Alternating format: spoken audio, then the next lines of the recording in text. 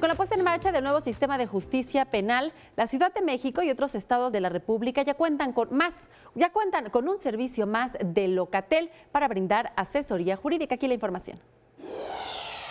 El 18 de junio de este año entró en vigor el nuevo sistema de justicia penal para todo el territorio nacional y con el objetivo de brindarle a la ciudadanía una herramienta tecnológica de fácil acceso para comprender la novedosa forma de impartir justicia, la Ciudad de México y Locatel presentaron la plataforma Justicia para Ti. A través del www.justiciaparati.mx y el número telefónico *1111, los habitantes de la capital, el Estado de México, Tabasco y Coahuila podrán resolver cualquier duda, principalmente si se es víctima, imputado o testigo de algún delito.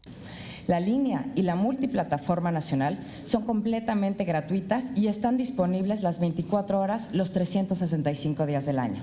El resto de las entidades se incorporarán paulatinamente hasta abarcar todo el territorio nacional. El jefe de gobierno, Miguel Ángel Mancera, destacó los avances que ha tenido la capital del país en materia de prisión preventiva. La Ciudad de México 2012 tenía 42,000 personas en prisión. Hoy tenemos 32,000 y cada vez la cifra irá siendo menor.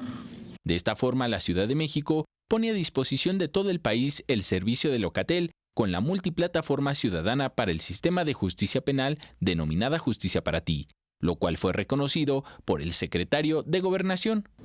En el Gobierno de la República reconocemos públicamente al jefe de gobierno de la Ciudad de México que hoy concreta, después de varios meses de trabajo y de manera muy destacada, su participación poniendo a Locatel al servicio de la justicia.